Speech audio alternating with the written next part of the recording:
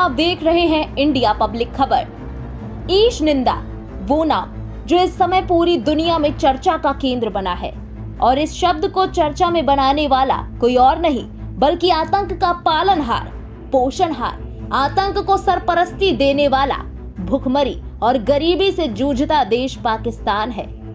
दिन पर दिन पाकिस्तान मानवाधिकार के नाम पर कलंक बनता जा रहा है। आए दिन पाकिस्तान में लोगों की निर्मम हत्या सिर्फ इसलिए की जा रही है कि मरने वाले शख्स ने किसी की आलोचना की।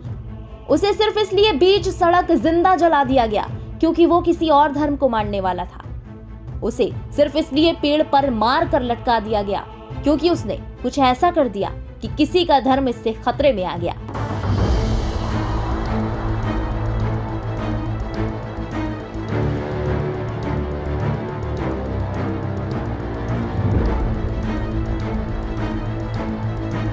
मानवाधिकारों की बात करने वाला वो देश जिसके यहाँ रोज धर्म के नाम पर हत्याएं की जा रही हैं और उसे ईश निंदा कामली जामा पहनाकर सही साबित करने की कोशिश की जा रही है। पाकिस्तान के प्रधानमंत्री इमरान खान हाथ पर हाथ धरे बैठे हैं और उनके देश में धर्म के नाम पर हिंसक भीड़ निर्दोष लोगों की निर्मम हत्या कर रही है।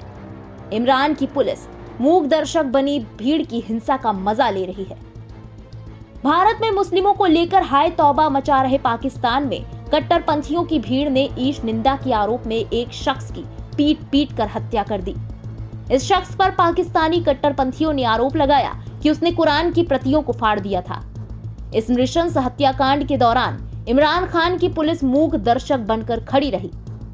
इससे पहले भी एक श्रीलंकाई शख्स की भी भीड़ ने ईश निंदा के आरोप में पीट पीट कर हत्या कर दी थी।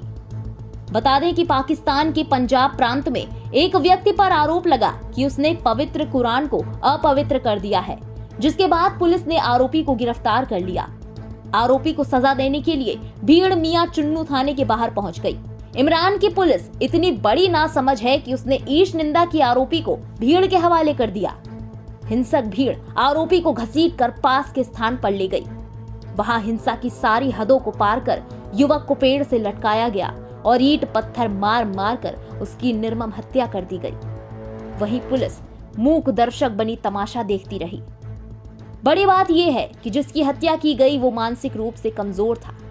दरअसल जानबूझकर इसे अंजाम दिया गया। न्यायिक प्रक्रिया में दोषी सिद्ध हुए बिना सिर्फ आरोपी के नाम पर हिंसा की गई, जो सरासर गलत है। पाकिस्तान में कट्टर सोच के तहत अल्पसंख्यकों को खत्म किया जा रहा है। पाकिस्तान की इमरान सरकार कानून के हिसाब से नहीं बल्कि शरीयत के हिसाब से चल रही है। ये पहली घटना नहीं है। इससे पहले भी 3 दिसंबर 2021 को सियालकोट में एक श्रीलंकाई इंजीनियर को कारखाने के कर्मचारियों द्वारा कथित ईश निंदा के आरोप में पीट पीट कर मार डाला गया। श्रीलंकाई नागरिक प्रियंथा दियावदाना सियालकोट की राजको इंडस्ट्री में बतौर इंजीनियर काम करते थे। फैक्ट्री वर्कर्स ने आरोप लगाया कि उन्होंने पैगंबर मोहम्मद का पोस्टर फाड़ा था, जिसके बाद उनकी कारखाने से निकाल कर निर्मम हत्या की गई और फिर उनके शव को बीच सड़क पर जला दिया गया। इस निर्मम हत्या को लेकर पूरा विश्व चुप्पी साधे रहा। यहाँ तक कि श्रीलंका ने भी अपने नागरिक की हत्या पर कोई कड़ी कार्रवाई नहीं की। पश्चिमी देश जो दूसरे देशों पर जरा जरा सी बात पर प्रतिबंध लगा देते हैं, वो भी पाकिस्तान के ऊपर दया दृष्टि बनाए हुए हैं। बड़ी बात यह है कि अमेरिका जैसे बड़े देशों से लगातार पाकिस्तान को आर्थिक और राजनीतिक मदद दी जा रही है। चीन की बात करें तो वो लगातार पाकिस्तान को मोहरा बनाकर भारत के खिलाफ इस्तेमाल कर रहा है, लेकिन पूरा विश्व इस पर खामोश है, मौन है। खैर, पाकिस्तान में ईश निंदा के नाम पर हो रही हत्याओं पर मानवाधिकार संगठन कोई कार्रवाई तो नहीं कर रहे हैं, लेकिन तर्क जरूर दे रहे हैं। मानवाधिकार संगठनों का कहना है कि लोग इस कानून का इस्तेमाल निजी दुश्मनी निकालने के लिए और एक दूसरे से बदला लेने के लिए करते हैं और अक्सर धर्म का इससे कोई लेना देना नहीं होता। अब ये तर्क तो किसी भी सभ्य समाज के गले से नहीं उतरता है कि निजी दुश्मनी में की गई हत्या पर सरकार मौन है। हाँ, धर्म के नाम पर हो रही हिंसा को लेकर इमरान खान की सरकार जरूर चुप्पी साधे है। बहरहाल, पाकिस्तान पहले ही पूरी दुनिया में आतंकवाद को लेकर बदनाम है। अब जिस तरह से कथित ईश निंदा के आरोप में लोगों की हत्याएं की जा रही हैं, वो इमरान खान की नाकामी और पाकिस्तान की जहरीली सोच को दुनिया के सामने ला ही रहा है। दूसरी तरफ भारत में भी कुछ ऐसे लोग हैं जो सहिष्णुता के नाम पर अपनी राजनीतिक रोटियां सेक रहे हैं। वाक्य और अभिव्यक्ति की स्वतंत्रता का हवाला देकर आरोप लगाते हैं कि भारत में बोलने की आजादी नहीं है, तो उन्हें पाकिस्तान में हो रही घटनाओं पर थोड़ी नजर डालनी चाहिए कि भारत ऐसा देश है जिसका संविधान आपको अपनी बात रखने की, जीवन जीने की स्वतंत्रता देता है। भारत में शिक्षा का अधिकार है, कानून की समानता है, धर्म को मानने की स्वतंत्रता है। भारत एक लोकतंत्र है जहां हर धर्म, हर वर्ग, हर जाति, हर मजहब, हर मत, हर पंथ, हर व्यक्ति की आस्था का ख्याल रखा जाता है। तभी भारत में राजनीतिक, आर्थिक और सामाजिक न्याय, विचार, अभिव्यक्ति, विश्वास, धर्म और उपासना की स्वतंत्रता, प्रतिष्ठा और अवसर की समानता है। भारत एक धर्म पंथ निरपेक्ष राज्य है जहां हर पंथ को मानने की आजादी है। भारत में किसी भी वर्ग, धर्म का व्यक्ति देश के किसी भी कोने में जाकर व्यापार कर सकता है, रह सकता है, अपने विचारों को अभिव्यक्त कर सकता है। लेकिन शायद भारत की आलोचना और अपनी राजनीति चमकाने वाले लोगों ने कभी संविधान पर नजर भी नहीं डाली है। ये राजनीतिक तथा कथित मानवतावादी लोग बिना बात सरकार को कोसते रहते हैं। आप दूसरे धर्म पर सिर्फ इसलिए निशाना साधते हैं कि आपको थोड़ा सा नाम मिल जाए। अरे आपको तो शर्म आनी चाहिए। कर्नाटक में हिजाब पर विवाद हो रहा है। स्कूल कॉलेज में हिजाब पहनने की जिद की जा रही है और अगर क्लास में हिजाब पहनने पर मना किया जा रहा है तो स्वतंत्रता को खतरा हो जाता है। ये कहां तक ठीक है? आज दुनिया कितनी आगे बढ़ गई है। किसी धर्म की लड़कियों को कैद किया जाए या फिर उनको इन सब चीजों से उठाकर शिक्षा का अधिकार दिया जाए, दोनों बातों में क्या ठीक है? सरकार लगातार युवतियों की शिक्षा के लिए काम कर रही है। विज्ञान के क्षेत्र में, साहित्य के क्षेत्र में, रोजगार के क्षेत्र में, आत्मनिर्भरता के क्षेत्र में उनको आगे बढ़ाने का काम किया जा रहा है। सरकार लगातार समान रूप से सभी को शिक्षा और रोजगार का अवसर दे रही है, लेकिन हमारे देश की सुख, समृद्धि और शांति कुछ लोगों को बहुत खटक रही है। कुछ तथाकथित धर्म के ठेकेदार अपने धर्म की ही लड़कियों को आगे नहीं बढ़ने देना चाहते। कुछ राजनीतिक दल अपनी रोटियां देश विरोधी मुद्दों पर सेकते हैं। CAA NRC का मामला तो आपको याद ही होगा कि किस तरह कुछ तथाकथित लिबरलवादी, आंदोलनजीवी, आजादी प्रेमियों ने सड़क पर जाम लगाकर लोगों की आजादी छीन ली थी।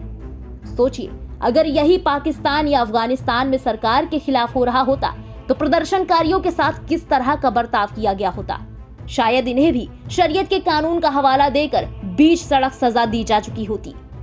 भारत में प्रदर्शनकारियों ने सरकार पर असहिष्णु होने का आरोप लगाया, लेकिन पाकिस्तान में हो रही घटनाओं पर ये तथाकथित सेक्युलरवादी मानवाधिकारों के हितैषी चुप हैं, क्योंकि इनको पाकिस्तान की हिंसा सही और भारत का विकास गलत लगता है। जब सरकार 3 तलाक पर कानून लाई, तब भी इन तथाकथित आजादी प्रेमियों ने हाय तौबा मचाई थी। इन झूठे आजादी के प्रेमियों को क्या 3 तलाक सही लगता है? मुस्लिम महिलाओं ने भी 3 तलाक कानून के मामले में सरकार का समर्थन किया, लेकिन ये धर्म के ठेकेदार 3 तलाक का समर्थन करते रहे, क्योंकि 3 तलाक खत्म होने से महिलाओं को आजादी मिलती। जरा सोचिए, जब कोई व्यक्ति अपनी पत्नी को तलाक देता है तो उस महिला पर, उसके बच्चों पर, उसके परिवार पर क्या बीतती होगी। बड़ी बात यह है कि वो राजनीतिक दल भी 3 तलाक के पक्ष में खड़े नजर आए जो खुद को बहुत बड़ा विकासवादी कहते हैं। इन लोगों पर यह लाइन बिल्कुल फिट बैठती है कि इनकी अपनी रोटी सिकती रहे, भले ही दूसरे का घर टूटता रहे। दरअसल 3 तलाक का पक्ष लेने वाले राजनीतिक दल खासकर वर्ग के वोट बैंक को खोने से डरते हैं, लेकिन इन्हें ये नहीं मालूम कि मुस्लिम महिलाएं भी 3 तलाक के अंत से खुद को आजाद महसूस कर रही हैं, और वो भी इन राजनीतिक दलों का दोहरा चरित्र पहचान चुकी हैं। इन राजनीतिक दलों और तथाकथित धर्म के ठेकेदारों का चरित्र ऐसा है कि ये अपने फायदे के लिए गलत को सही और सही को गलत बताते हैं। खैर, सोचने वाली बात है कि आज 21वीं सदी में दुनिया कितनी आगे बढ़ चुकी है। भारत ऐसा देश है जो दुनिया के साथ कदम से कदम मिलाकर चल रहा है। आज यहाँ IT, स्वास्थ्य, विज्ञान, कला के क्षेत्र में लगातार विकास हो रहा है। गगनचुंबी इमारतें, एक्सप्रेसवे, हर राज्य में बनती मेट्रो सिटी भारत के विकास की नई गाथा लिख रही है। आज अंतिम पंक्ति में बैठे व्यक्ति तक विकास की धारा पहुंच रही है। आज हमारा इंफ्रास्ट्रक्चर विश्व के मुकाबले का है। हर हाथ में मोबाइल और मोबाइल में इंटरनेट है। दुनिया में भारतवंशियों का बोलबाला है। विश्व की बड़ी बड़ी कंपनियों को भारतीयों का नेतृत्व प्राप्त है। दिन प्रतिदिन हम हर कदम विकास की ओर बढ़ाते जा रहे हैं। हमारे देश में सुख है, समृद्धि है, शांति है। हम हिजाब के स्थान पर महिलाओं को तरक्की और विकास देना चाहते हैं। आज बड़ी बड़ी IT कंपनियों में हर धर्म, हर वर्ग, हर पंथ के लोग मिलकर काम कर रहे हैं, लेकिन ये चीजें भारत में बैठे देश के दुश्मनों को दिखाई नहीं दे रही। दूसरी तरफ गरीबी से ग्रसित पाकिस्तान, जहां न खाने का ठिकाना है और न ही जीने का, दूसरे देशों के टुकड़ों पर पड़ने वाला देश दिन प्रतिदिन मानवता के लिए तमाचा साबित हो रहा है। इमरान सरकार शरीयत कानून के हिसाब से देश चला रही है, वहां दूसरे धर्म के लोगों की शरीयत के कानून का हवाला देकर हत्याएं की जा रही हैं। बड़ी बात यह भी है कि पाकिस्तान समय रहते चेत जाए, क्योंकि जिस तरह से वो अपनी जड़ों को सींचने के लिए कट्टरवाद, हिंसा, आतंकवाद का सहारा ले रहा है और अल्पसंख्यकों का कत्लेआम कर रहा है, भुखमरी को नजरअंदाज कर वहां आतंक को पोषित कर रहा है, वो जल्द ही विद्रोह की नई इबारत लिखने के लिए काफी है। याद रखिएगा, कोई भी धर्म आपस में बैर नहीं सिखाता, लेकिन जिस तरह से कुछ लोग पाकिस्तान में एक धर्म के नाम पर कत्लेआम कर रहे हैं और अल्पसंख्यकों को निशाना बनाकर उनकी निर्मम बेदर्दी से हत्या कर रहे हैं, वो 21वीं सदी में किसी भी तरह से स्वीकार्य नहीं है। अब आप खुद अपने दिल पर हाथ रखकर सोचिए कि क्या भारत जैसे विकासशील देश में आप सुरक्षित हैं, या फिर पाकिस्तान और पाकिस्तानी सोच वालों के करीब रहकर आप सुरक्षित महसूस करते हैं। ये आपको सोचना है कि आपको सुख, समृद्धि, खुशहाली और विकास के रास्ते पर आगे बढ़ना है या फिर शरीयत वाली सोच का समर्थन करना है। ये आप पर निर्भर करता है। इस खास रिपोर्ट में बस इतना ही। आप अपनी राय कमेंट सेक्शन में जरूर दें और चैनल को सब्सक्राइब कर बेल आइकन प्रेस करना बिल्कुल ना भूलें।